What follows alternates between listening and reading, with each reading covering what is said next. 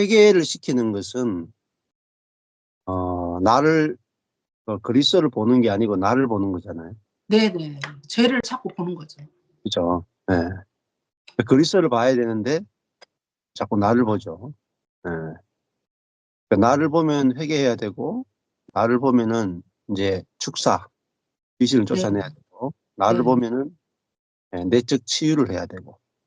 거기서 내적 치유도 많이 했어요. 그렇죠.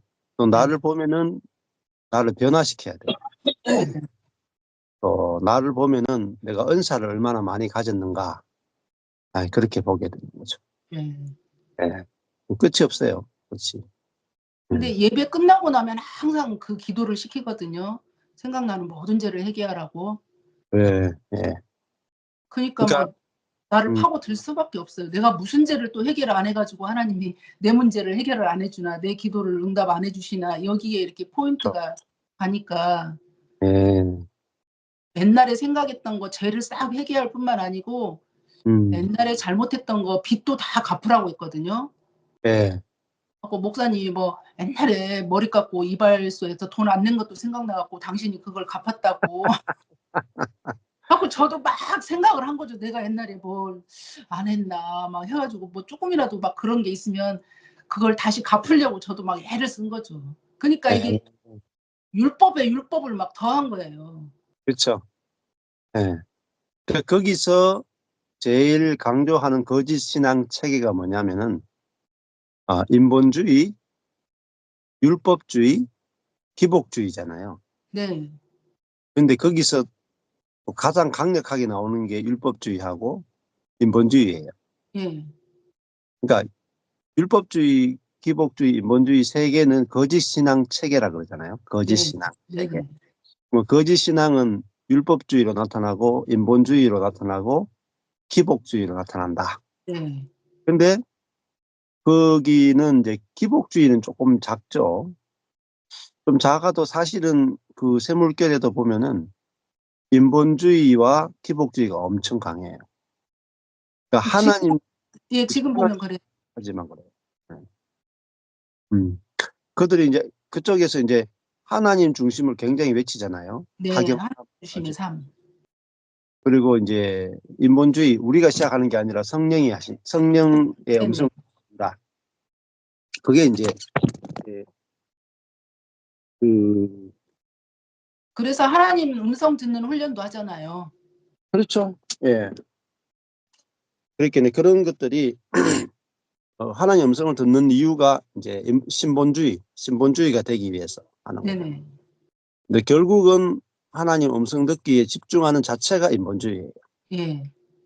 그거 지금은 알고 보니까 그렇더라고요. 예. 그거 자체가 안 보입니다. 안 보 예. 예. 그런 게 있죠.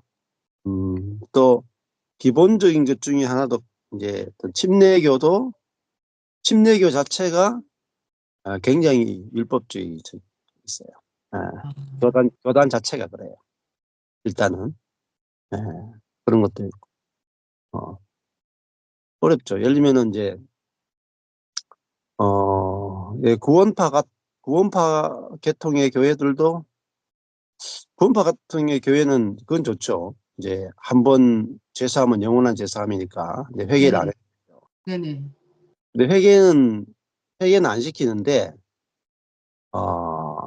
이제 정죄감은 많이 줘요, 정죄감. "네가 틀렸다. 아. 네 자아다. 네가 틀렸다."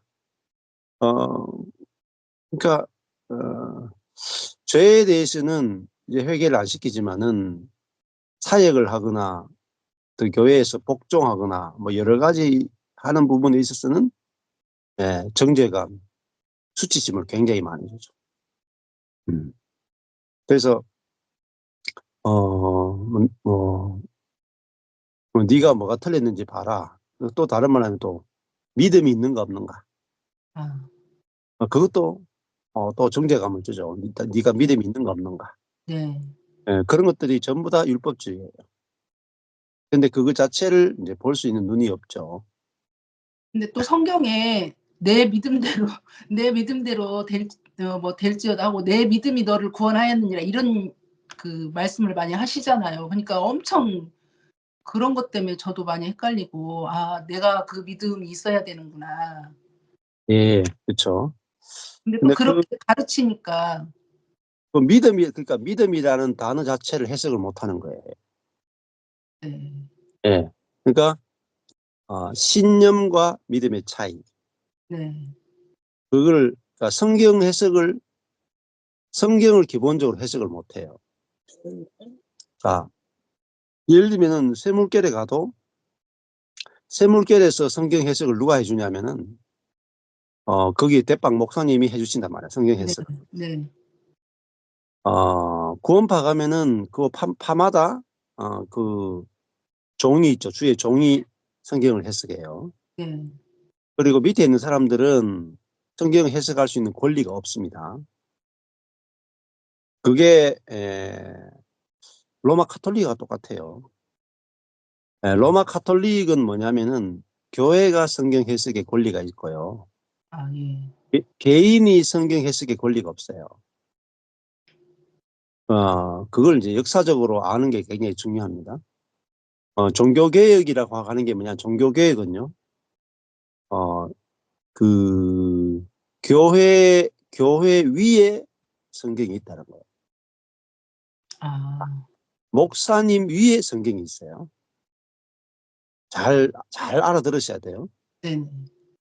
어, 진짜 그 종교개혁의 흐름은, 교회 위에 성경이 있습니다. 그만, 성경과 다르면은 교회는 끊임없이 개혁돼야 돼요. 이게 종교개혁입니다. 16세기. 자, 어, 근데 이제 캐톨릭은, 교회에 맞게 성경이 바뀌어야 되죠. 교회에 맞게 성경을 해석해야 되는 거예요. 예, 그러니까 교회가 개혁되기가 힘들어요. 그렇죠? 그래서 네. 종교개혁이 우리에게 준 유산 중에 가장 중요한 유산 중에 하나가 뭐냐면은, 어, 사람 위에 성경이 있는 거죠. 사람 위에. 교회 위에 성경이 있는 겁니다. 네. 뭐 성경이 예, 최고의 권위를 가지고 있고, 왜냐하면 성경은 하나님 말씀이니까요. 그게 종교개혁입니다. 그러면은 그 성경을 교회는 기본적으로 성경을 알아가는 것이 제일 중요한 겁니다. 기도 열심히 하고 봉사 열심히 하고 전도하고 선교하고 이게 이제 핵심이 아니고, 교회는 나의 모든 신앙이 교회가 성경과 일치하는가, 그걸 그것이 핵심이 돼야 돼요. 기준이 돼야 돼요. 자, 그런데 문제는 뭐냐면은 성도들에게 성경을 안 가르쳐요. 그러니까 성경 중심이 아니고 예배 중심이에요. 의식 중심. 네, 여러분 기도 많이 하는 거나 예배 많이 드리는 거나 봉사하고 전도 선교하는 건요, 이게 말씀 중심이 아니에요. 근데 의식. 일반 성도들은 그걸 이해할 수가 없어요. 그렇죠? 예 예, 목사님이 성경을 얘기하시기 때문에 목사님이 성경을 가지고 말씀하시니까 당연히 우리가 알 때 성경이 목사님보다 위에 있고 당연히 예, 우리가 성경 중심이라고 하지만 목사님이 성경을 푸는 거니까 그렇죠. 뭐 그렇게 당연히 '아 나도 성경이 당연히 목사님보다 먼저고 하나님 말씀이 먼저지.' 이렇게 이해는 하지만 예, 실상은 그냥 목사님이 성경보다 위에 있는 거죠. 그렇죠. 그러니까 그래서 교회는 끊임없이 개혁돼야 된다는 겁니다. 예, 그게 종교 개혁이에요. 개혁된 교회는 계속 개혁돼야 된다. 무엇으로? 성경으로.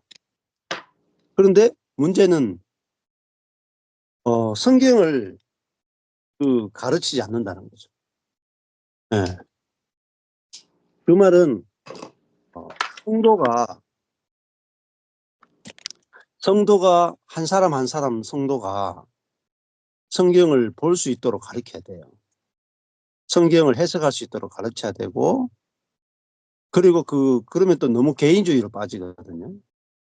그래서 함께 공동체로 함께 성경을 읽고 성경을 같이 모여서 공부하고 성령께서 어떻게 성경을 열어주시는지 성경 중심으로 모여야 돼요. 네. 모든 교회. 예배도 성경 중심, 소그룹도 성경 중심. 음. 근데 이제 여기서 문제가 이제 지금까지 딜레마가 뭐냐면은, 딜레마가요, 성경을 중심으로 모이는 교회가 많이 생겨났어요.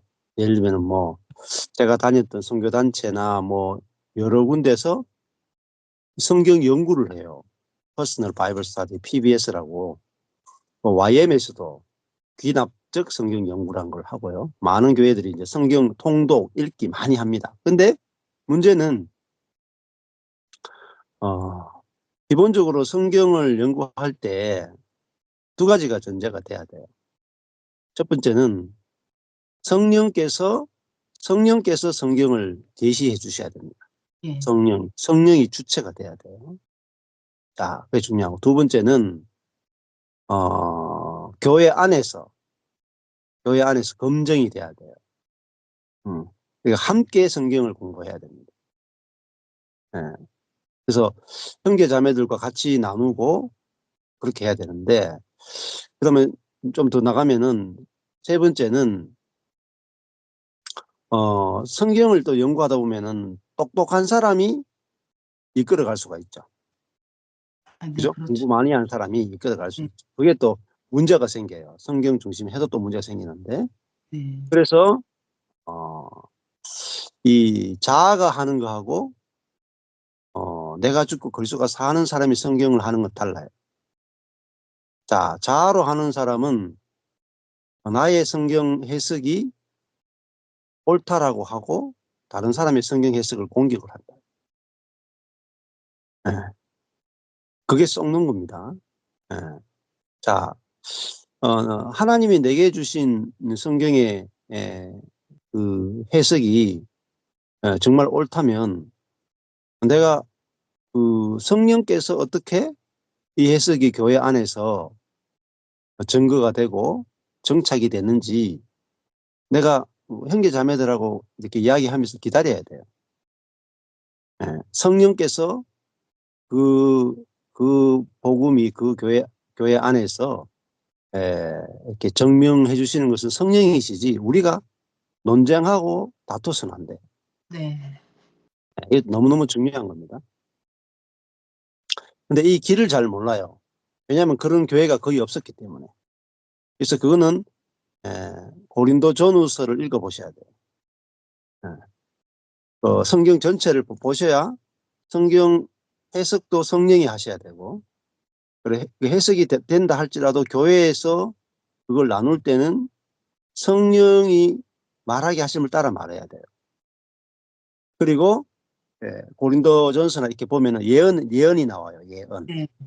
자, 예언을 할 때는 뭐라고 하냐면은 순서를 따라 하셔야 돼요. 예.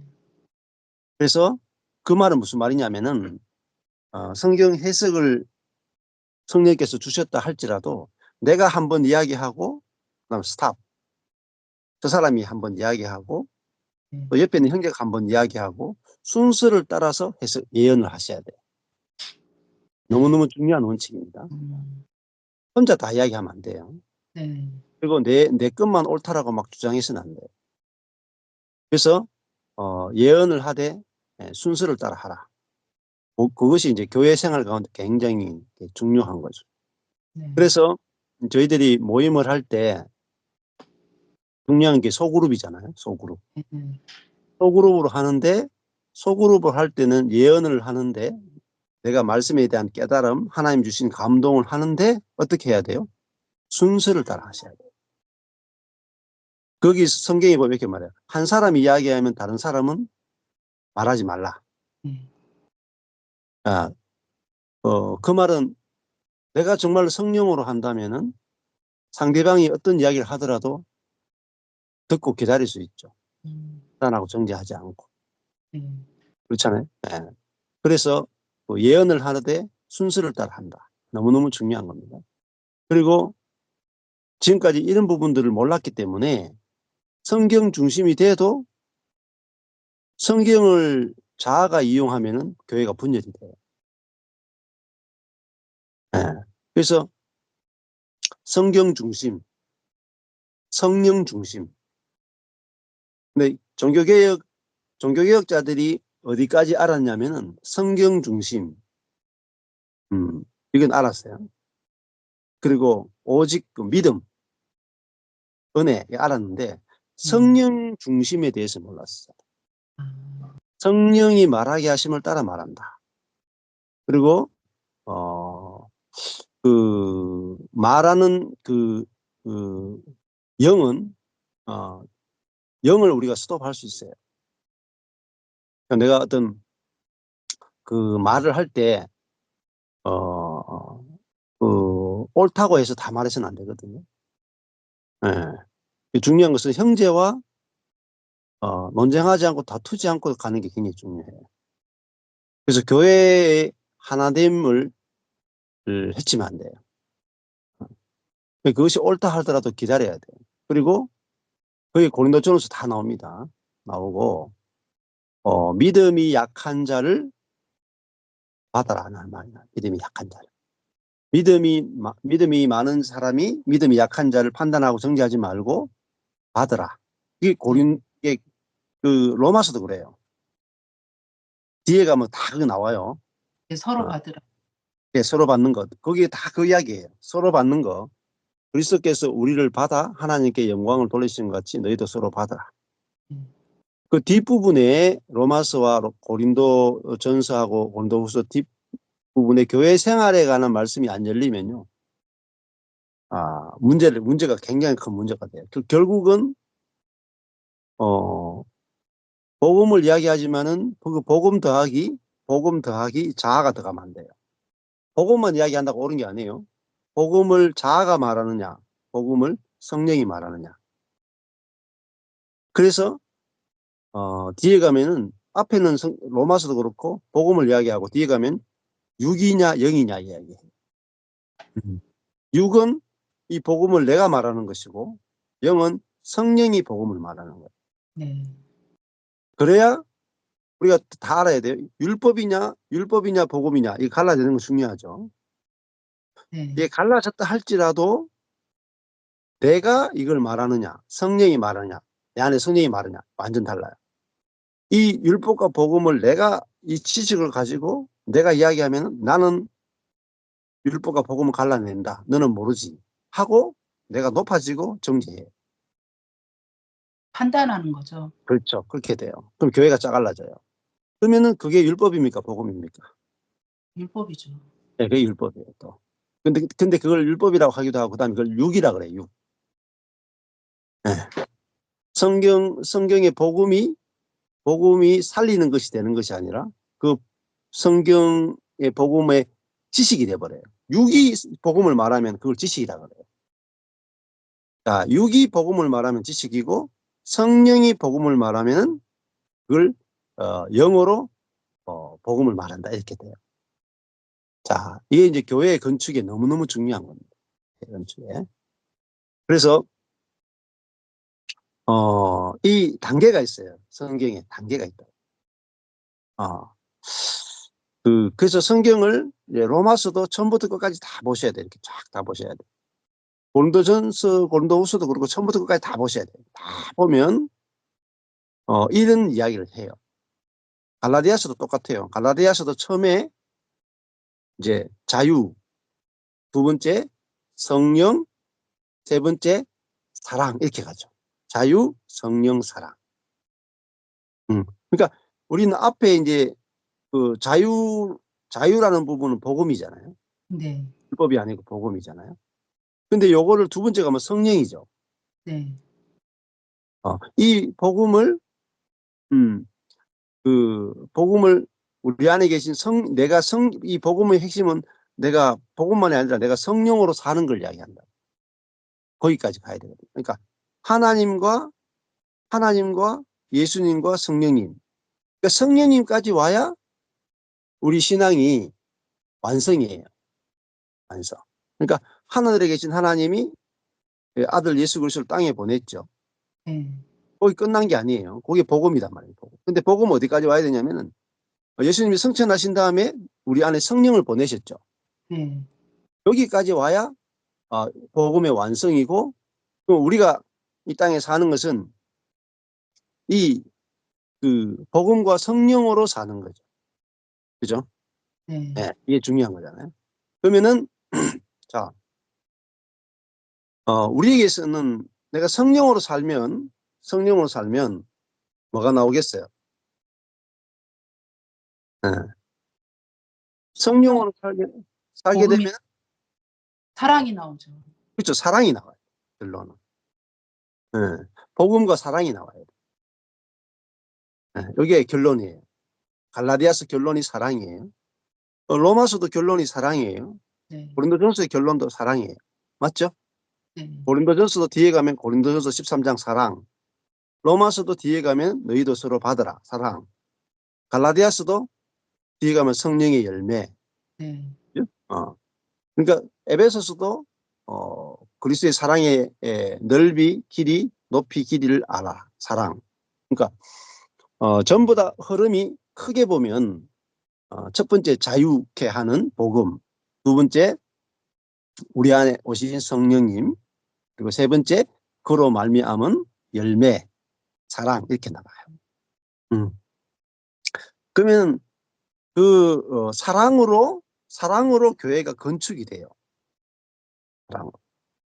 그죠? 예. 그래서 이 세 가지를 다 알아야 하나님, 예수님, 성령님 이 세 분이 어떻게 일하시는가 이걸 경륜적 삼위일체라 그래요. 경륜적 삼위일체.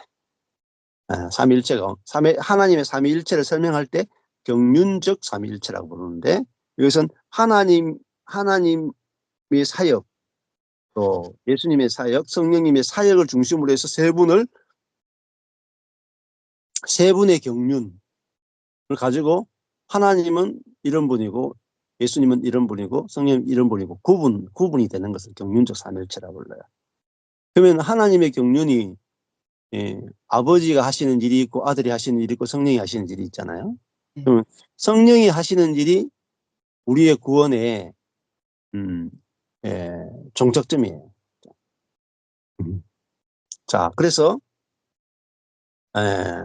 처음에 이제 말씀을 드렸잖아요. 교회가 진짜 그 그리스도의 몸된 교회, 우주적인 교회를 내가 확실하게 맛보고 누리려면은 교회가 성경 중심이 돼야 돼요. 성경 중심. 네. 그런데 성경 중심이 되는데 우리의 자아를 가지고 성경을 공부할 수 있다는 거예요. 그러면은 또 내가 높아져요. 내가 높아지면은 건축이 안 돼. 그죠? 이런 문제가 생긴다고. 그래서 성경을 공부하거나 할 때 그 성령께서 깨닫게 해주시는 대로 하는 게 중요하고 그다음에 그것을 소그룹 안에서 나눌 때 순서를 따라서 말을 할 수 있어야 돼요. 이게 소그룹인데 소그룹이 교회 생활이에요. 다른 사람이 말하면 내가 스탑하고 기다려야 돼요. 그리고 논쟁하면서 성경 공부하시면 안 돼요. 그래서 다른 사람의 이야기에 대해서 내가 옳다 그렇다 하시면 안 돼요. 그냥 그 사람이 이야기하면은 기다려야 돼요. 받아주고 기다려야 돼요. 고치는 건 누가 고치느냐? 성령께서 고쳐주셔야 돼요. 네. 사람이 고치려고 하면 안 돼요. 그 유기예요. 사람이 고치려고 하는 게 유기예요. 그러니까 그거는 받아주는 게 아니고 정지하는 거잖아요. 그래서 이제 교회 생활이 중요해요. 그래서 그리고 그래서 이제 성경 중심과 성령 중심이 같이 가야 돼요. 그리고 그다음에 이제 교회 안에서 이제 우리가 복음을 나누고 성경 공부를 해도 사랑 중심이 돼야 돼요. 사랑 중심. 성경 중심, 성령 중심, 사랑 중심이 돼야 돼. 예, 그래야 이게 엇길로 안 가요. 그러니까 이거 하다가 중간에 엇길로 다 빠져요. 성경 중심하다가 자기 성경 실력을 자랑하는 쪽으로 빠지고, 성령 중심하다가 거기까지만 해도 나는 성령으로 계시를 받았다 해가지고 자기가 높아지는 쪽으로 빠져요. 마지막에 사랑 중심까지 가야 겸손해지거든요. 사랑은 겸손한 거잖아요. 그리고 나보다 남을 낮게 여기는 거잖아요. 그래서 성경 중심, 성령 중심, 마지막에 성령의 열매인 사랑, 겸손, 온유, 그죠?